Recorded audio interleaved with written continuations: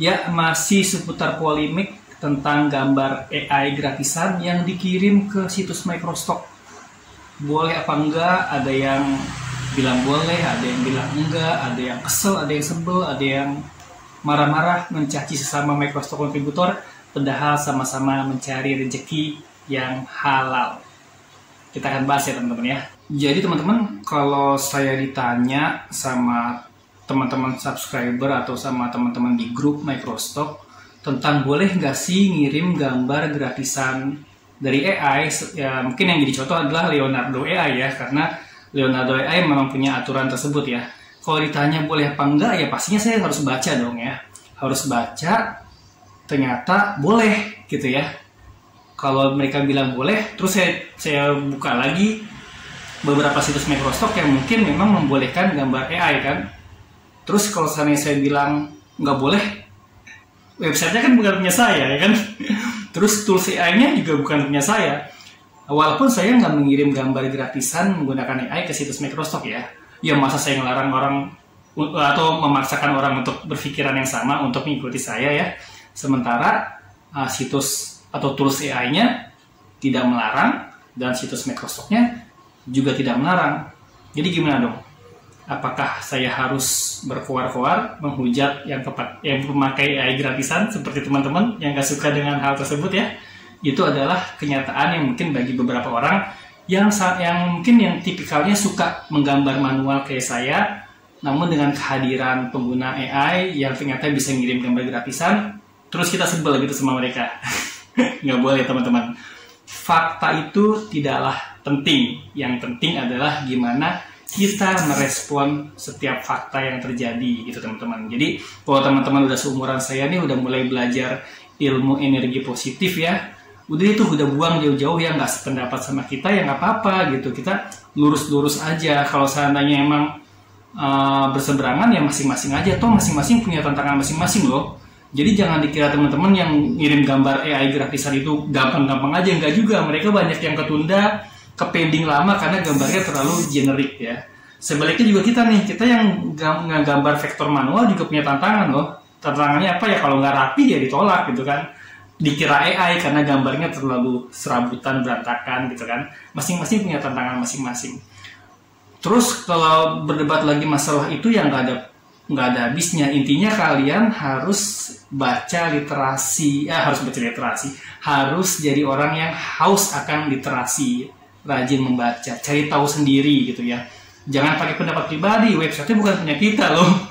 Tools AI bukan kita yang buat, tools AI Leonardo AI ya punya Leonardo AI, mereka punya ketentuan boleh mengklaim sebagai milik kita, yaitu hak mereka gitu ya. Kalau pengen komplain berdebatnya jangan sesama Microsoft kontributor, tapi coba berani nggak inbox ke mereka komplain gitu ya di sana gitu ya. Sama juga di Adobe Stock, kalau kalian nggak suka dengan kehadiran kontributor AI ya silahkan kalian inbox ke Adobe Stock-nya, jangan menghujat sesama kontributor yang sama-sama mencari rezeki gitu ya. Sekali lagi masing-masing punya tantangan masing-masing. Ya jadi terus kalau ditanya masalah gambar AI gratisan dari Leonardo AI boleh apa nggak dikirim ke Microsoft, ya saya jawabnya secara teknikal ya, bukan secara pendapat pribadi ya.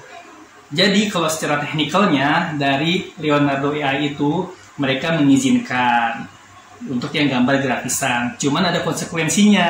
Apakah itu konsekuensinya? Jadi kalau gambar gratisan kita nggak bisa memprivate gambar kita dan nggak bisa memprivate prompt yang kita buat gitu ya. Sekali lagi, kalau kita memakai AI gratisan di Leonardo AI, dia sifatnya public. Semua orang bisa lihat, semua orang bisa niru. Itu aja. Bedanya sama yang premium, gambarnya di private, prompt kita di private, lebih aman dan tidak mudah ditiru. Teknikalnya cuma itu aja, gak usah berdebat masalah boleh apa enggak. TOS udah bilang boleh gitu ya. Leonardo AI-nya udah bilang boleh, kita bisa apa gitu ya. Kita yang penggambar manual ya gak bisa komplain, walaupun seandainya itu kalau dibilang mengganggu rezeki, enggak ya. Karena saya aja masih menggunakan gambar manual dan saya menggunakan AI ini sebagai sarana ATM, amati tiru modifikasi. Kalau dulu kan kita kan ATM dari kompetitor kan, nah itu kan lebih berisiko ya. Nah dengan kehadiran AI ini justru ATM kita ATM atau amati tiru modifikasi kita semakin aman tuh, semakin nyaman gitu kan, karena AI-nya aja udah unik, kita modif lagi jadi semakin unik gitu. Jadi ya sebenarnya masing-masing punya kesenangan ya dengan kehadiran ini, punya kebahagiaan harusnya ya, punya sukacita masing-masing ya, karena tetap ada sukanya, tetap ada dukanya gitu ya. Dukanya ya mungkin dunia kreativitas jadi gimana gitu ya, sebagai orang-orang tertentu ya. Kalau bagi saya enggak ya, dunia kreativitas jadi seolah kayak dijatuhkan, tapi bagi saya enggak. Sebenarnya AI itu hanya sebagai partner aja, karena konsep man behind the gun-nya itu sebagai pembuat prompt itu tetap kita yang berpikir, kita yang kreatif gitu teman-teman. Dan apalagi kalau bicara soal market ya, tentunya masing-masing punya market sendiri teman-teman. Jadi kalau di Microsoft itu mereka konsumen datang itu bukan cuma cari gambar, tapi cari kebutuhan filenya apa gitu ya.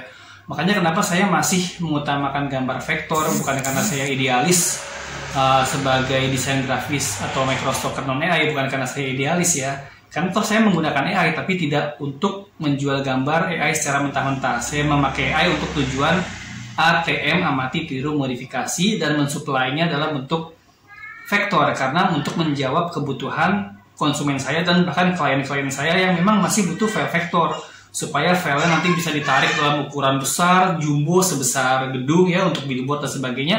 Mereka butuh vektor, mereka untuk mengcustom, mengedit gambarnya, mereka butuh file editable yang tentunya harus vektor gitu teman-teman. Jadi masalah market ya memang ada, masing-masing masih punya market, masih terbagi lagi. Mereka yang klien yang butuh gambar apa adanya, yang mungkin hanya butuh foto dan butuh gambar AI ya, tanpa perlu mengedit gambarnya, tanpa perlu mengcustom gitu. Jadi masing-masing punya market. Jadi ya rezekinya juga nggak akan ketukar gitu ya. Oh iya teman-teman, terima kasih ya kopinya ya. Sekarang teman-teman bisa traktir saya kopi. Jadi saya dapat kopi ini dari traktiran teman-teman. Cek aja kolom deskripsi, nanti ada teman-teman ada pilihan buat temenin saya traktir kopi.